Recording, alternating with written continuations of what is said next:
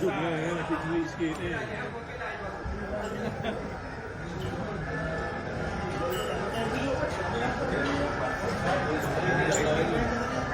Ambil gambar.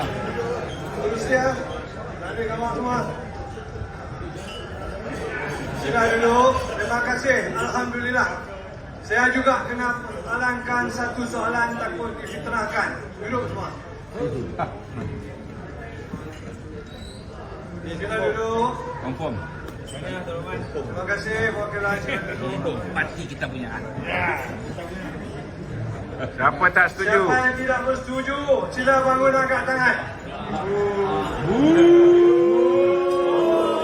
Ramai 140 ketua bahagian UMNO telah pun menzahirkan solidariti mereka terhadap kepimpinan Presiden UMNO Yang Amat Berhormat Datuk Seri Zahid Hamidi. Sebab itu saya katakan rentetan berikutan daripada hadirnya 140 ketua-ketua UMNO daripada 191 bahagian yang menzahirkan solidariti mereka, maka tertutuplah serapatnya pintu UMNO kepada dua orang yang dilihat selama ini sebagai calon untuk menjadi presiden, iaitu Khairi Jamaluddin dan juga Isyamuddin. Tadi saya sempat juga berbual dengan Datuk Ismail Sabri. Saya nampak beliau tidaklah begitu berkobar-kobar untuk bercakap soal pemilihan parti untuk jawatan presiden. Saya yakin beliau akan berusaha untuk mempertahankan jawatannya sebagai naib presiden saja. Itu pandangan saya, saudara. Jadi sekarang ini bila jawatan presiden dan timbalan presiden tidak dipertandingkan, maka jawatan naib presiden pasti akan jadi rebutan. Saya melihat, terus terang saya katakan, sekarang ini ada 3 naib presiden. Datuk Ismail Sabri, Datuk Seri Khalid Nordin, Datuk Mahathir Khalid daripada Kedah. Dan mereka yang menawarkan diri untuk bertanding akan datang, Datuk Johari Ghani daripada Titi Wangsa, Datuk Dr. Zamri Abdul Kadir daripada Perak, daripada Lumut, sebalaku sebagai Menteri Luar. Kabarnya Dr. Ashraf Wajidi yang akan meninggalkan pergerakan pemuda sebab dia kata dia tak akan bertanding lagi jawatan ketua pemuda, maka dia berhasrat untuk pulanglah. Dia kata kalau ada perwakilan yang mencadangkan dia bertanding, selalunya kalau ketua pemuda tak bertanding ketua jawatan ketua pemuda, dia akan naik kepada peringkat naib ketua UMNO Malaysia, naib presiden. Tak pernah pun berlaku ketua pemuda hilang begitu saja. Melainkan ketua pemuda macam Isyamuddin dengan Khairi saja, gaib. Saya berbual dengan saudara Ashraf sebentar tadi.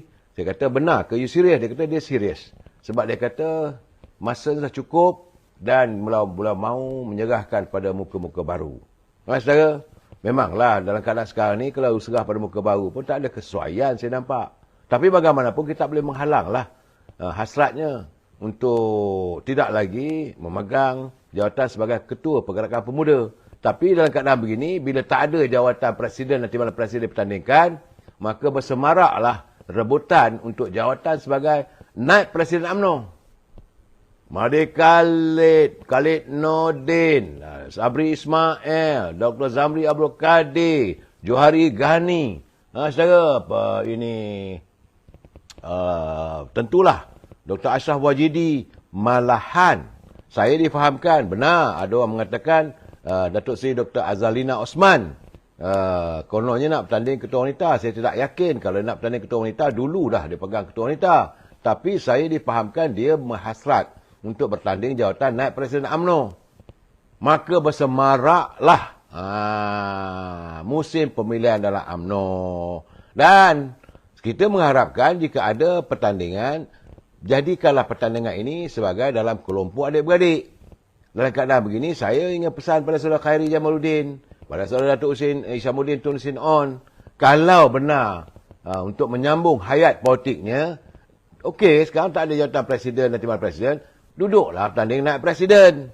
Jangan only jawatan presiden saja. Itu orang kata besar punggung. Jadi saudara Isyamuddin kalau dia ikhlas, tak perlu lagi. Sebab presiden dah memaafkan, tak ada masalah. Dan kalau seandainya mereka menawarkan untuk bertanding naib, saya rasa ahli-ahli pun mungkinlah mereka boleh memaafkan segala kesilapan masa lampau. Cuma bertambah bersemaraklah pertandingan kali ini. Hishamuddin bertanding, Khairi Jamaluddin bertanding. Apa ini? 3 je lah, 5. Saya menyangkakan kalau gitu 10 orang lah akan bertanding. Bersemaraklah. Dan saya harap Khairi Jamaluddin, Hishamuddin, janganlah terus nak tekan jawatan presiden. Sebab kamu pun tidak memegang apa-apa jawatan. Kalau nak menyambung tangan hayat dan sedarlah kesilapan yang telah anda lakukan. Saya melihat bahawa UMNO ni bukanlah parti yang mau menghukum di kalangan ahli-ahlinya. Melainkan bila mereka melakukan khianat, bila melakukan tindakan yang boleh meletakkan saya dalam setengah live sekarang ni. Saya minta maaf lah, saya tengah live sekarang. So, jadi mereka yang meletakkan kepentingan diri untuk jawatan dan sebagainya, UMNO tak boleh terima benda begitu. Jadi kerana kepentingan diri itulah mereka sanggup mengkhianati parti. Kita sambung malam besok. Apakah lagi laporan-laporan dapatan saya. Saya Abdul Jalil, UMNO tak payahlah nak sebut pasal demokrasi. Presiden tak berani nak bertanding. Bukan tak berani bertanding, Saudara Jalil. Bukan presiden yang minta. Ini ahli. Saya dah bagi tahu, saudara jangan marah. Cukup-cukuplah kita menuduh yang bukan-bukan. Biarkanlah UMNO memutuskan persoalan mereka. Tak perlulah kita, kalau anda bukan ahli UMNO, tak perlu nak persoalkan. Seandainya anda sebagai warga UMNO, musim pemilihan akan datang, bangkitkanlah. Masalah sekarang ni, saya melihat teman-teman kadang-kadang yang bercakap soal UMNO, sedangkan mereka bukan ahli UMNO. Ada yang dipecat daripada ahli UMNO, nak bercakap soal UMNO. Kerana tentulah tak puas hati. Ataupun mereka yang ahli UMNO tak berani nak bercakap. Tapi ingatlah saudara, kita dalam kerajaan jajaran baru. Yang paling penting kita mahu melihat lestari kehidupan rakyat. Kita izinkanlah Datuk Seri Anwar Ibrahim bersama dengan Datuk Zahid Hamidi menangani derita. Terus saya bersiaran tadi saudara. Saya ingin mengulangi apa yang saya nyatakan waktu petang tadi bersama dengan Datuk Ibrahim Yahya. Apabila beliau memberi pandangan yang saya rasa saya bersetuju. Persoalan pertama, dia kata bahawa kebanyakan bandar-bandar besar yang ada yang dibangunkan oleh UMNO selama ini sebagai kerajaan, boleh dikatakan semua rumah-rumah kedai itu tidak ada penyertaan Bumiputera ataupun warga bangsa Melayu. Saya menambah. Bukan tak ada, memang tak ada langsung. Sedangkan mengikut akta pembangunan, saudara, akta pembangunan sama ada desa atau bandar ada ditetapkan. Setiap kawasan pembangunan bandar-bandar ataupun pembangunan yang baru mesti disediakan 30% agar warga Bumiputera diberi kesempatan untuk memiliki hartanah tersebut. Apa yang berlaku? Tak ada. Kalau bila mereka membangunkan, contoh kawasan perumahan yang ada di Kota Damansara, yang ada di Sungai Buloh misalnya, ataupun di Bangi misalnya, bila dibangunkan, kalau orang Melayu nak beli, pemaju akan beri alasan, dah habis. Kedai-kedai, rumah kedai nak beli, bila pergi dekat pejabat mereka, mereka kata dah habis. Sudah pun ditempah, telah pun dibayar oleh ada pembeli-pembelinya. Tetapi dibiarkan untuk tempoh sekitar 5-6 bulan. Lepas 5-6 bulan, toke-toke ni, kapitan-kapitan ni akan bertemu dengan Esko Kerajaan Negeri. Memberi alasan bahawa lot-lot ataupun peruntukan 30% untuk warga Melayu ni tak dapat dijual kerana orang Melayu tak beli. Jadi mereka memohon agar kelulusan ataupun dibatalkan syarat 30%. Ini yang berlaku saudara. Jadi bagi saya puncanya di mana? Ada persoalan yang dilontarkan tadi. Puncanya di mana? Bagi saya puncanya adalah korupsi. Kerana adanya mereka yang berkuasa. Sama ada di peringkat, kita tak nak menuduh sesiapa saudara, tapi sama ada mereka di peringkat Dewan Bandaraya ke, Majlis Pembenaran ke, malahan di peringkat kerajaan negeri pun. Berapa lama dah benda ni berlaku?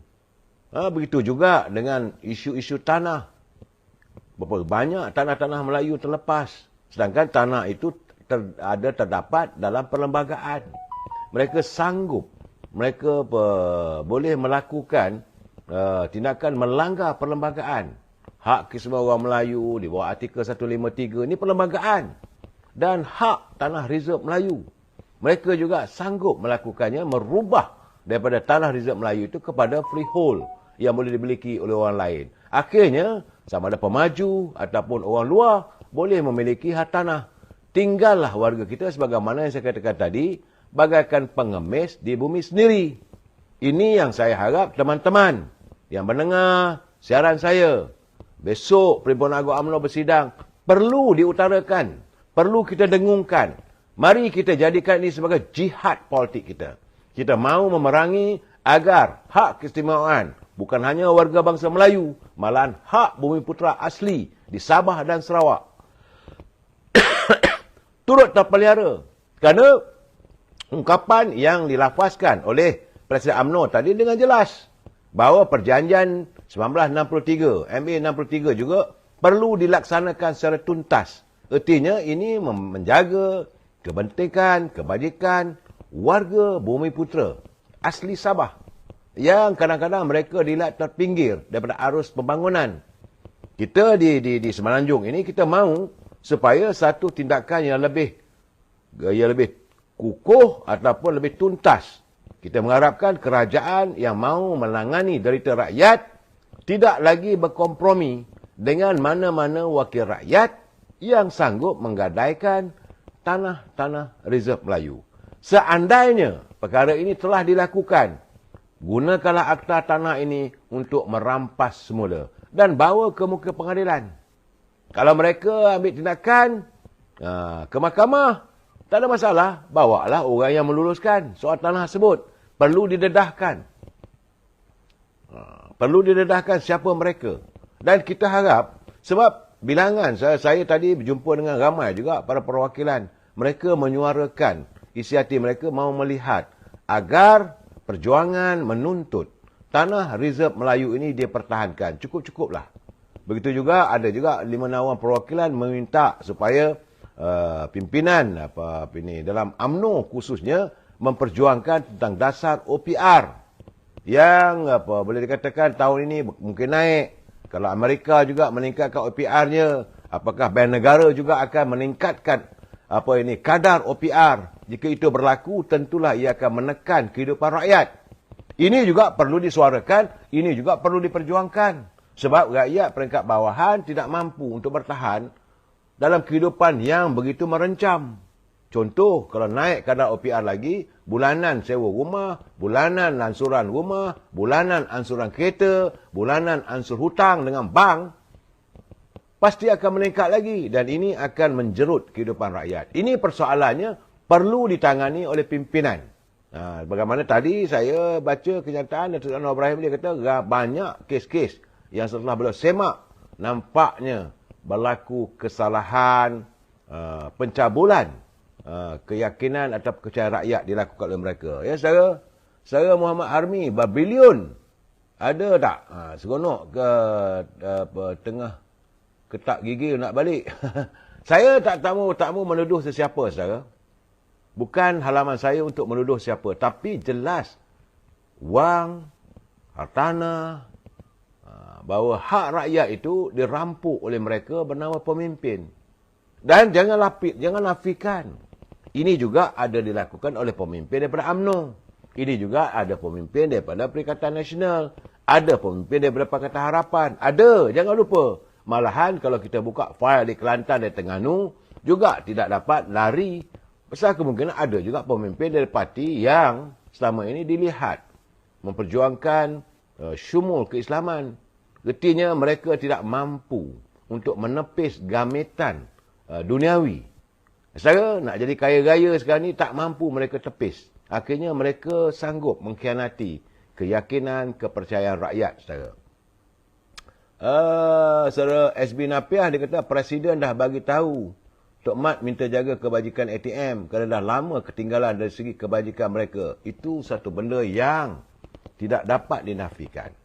Kerana tadi saya lihat juga bila Datuk Seri Zahid Hamidi bercakap benda begitu, saya tengok muka mantan Menteri Pertahanan. Jadi, orang Perak kata, tak mongeh-mongeh yuk. Baru dia tahu selama ini kebajikan warga tentera Bukan hanya warga tentera saja, termasuk juga warga polis yang perlu ditangani. Kehidupan dalam keadaan bila menghadapi suasana yang susah, sepatutnya mereka mesti terus ke hadapan sebagai menteri memikirkan bagaimana untuk menyantuni kehidupan. Dan akhirnya sebagaimana perakuan. Datuk Zahid Hamidi bila mengaku, dia kata bahawa kita tak menyalahkan seandainya anggota tentera tidak bersama dengan UMNO. Kerana menteri daripada UMNO tidak dilihat memperjuangkan soal mereka.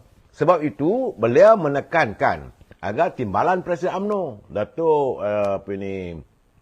Muhammad Haji Hassan, segera memperbetulkan sebarang kepincangan, mana yang tak betul, segala yang selama ini dilihat, kehidupan tentera itu susah, perlu dibela. Sebab Presiden UMNO pernah menjadi Menteri Pertahanan. Waktu beliau jadi Menteri Pertahanan, banyak program-program untuk warga tentera, warga bekas tentera, warga bekas prajurit yang berjuang membela nusa dan bangsa. Mereka menggadaikan air mata, darah, keringat, malahan menggadaikan nyawa demi lestari negara ini terus aman tentram. Tapi apakah mereka dikenang jasanya? Malahan mereka hidup dalam keadaan sukar. Sebab itu berlakunya penolakan. Sama ada veteran tentera ataupun ahli anggota tentera melihat bahawa pimpinan pun tidak dilihat mahu menyantuni kehidupan warga tentera. Begitu juga dengan anggota polis. Saudara, jadi kita nak tuduh orang tua ni, saya tak suka. Tetapi saya melihat selama 4 tahun anggota pasukan polis seolah-olah dinafikan. Tidak seperti zaman UMNO Barisan Nasional mentadbir. Begitu juga dengan tentera. Malahan ada juga, saya malah nak dedah, banyak berlaku kepincangan satu persatu. Jadi bila peringatan Datuk Seri Anwar Ibrahim tu, saya kata jaga-jagalah. Berhati-hatilah mereka yang pernah terjebak dalam elemen korupsi. Anda tidak akan terlepas daripada sebarang tindakan, saudara. Saya melihat juga bagaimana kenyataan perwakilan di Pulau Pinang, Saudara Muhammad Ismail, sebab dia kata kekuatan UMNO dahulu kerana ada ruh perjuangan. Ini memang tidak dinafikan, saudara. Ruh perjuangan itu yang paling penting. Kalau hilanglah ruh perjuangan, hilanglah perasaan mahu menyantuni rakyat. Lihat dulu zaman Tun Razak. Tadi saya membualkan juga persoalan tersebut. Tun Razak membangunkan kawasan Felda. Luas, akhirnya warga bangsa berkesempatan memiliki hartanah sekitar 10 ekar. Saya dah bercakap soal ini dah berkali-kali. Bagaimana dengan di Sabah dan Sarawak? Kehadiran Felda di Sabah dan Sarawak tidak sebagaimana di Semenanjung. Ini yang dilihat seolah-olah tidak memenuhi tuntutan MA 63. Sepatutnya tanah-tanah Felda yang dibangunkan di Sabah Sarawak haruslah ditawarkan kepada rakyat negeri tersebut, supaya mereka juga dapat bergiat dalam sektor pertanian, khususnya untuk menjadi peneroka Felda. Tanah di Sabah Sarawak luas. Pimpinan harus memikirkan persoalan tersebut. Dan dasar ekonomi baru, katanya sejak penubuhan dasar ekonomi baru menjadikan semakin maju waktu zaman Tun Razak, tapi mula mewudum apabila ia dipimpin oleh Dr. Mahathir. Itu bukan kenyataan saya, saudara. Kenyataan daripada Ketua UMNO bahagian Bukit Bendera, Datuk Ahmad Ismail, saudara. Soal disiplin parti, memanglah semua orang dah bercakap. Pokok Kedah pun bercakap juga. Dan sekarang ni saya melihat warga UMNO nampaknya mereka benar-benar mahukan agar ketegasan Presiden supaya jangan jadikan UMNO ini sebagai batu loncatan kepada mereka. Jadi untuk mengajar mereka yang memburu pangkat, memburu harta.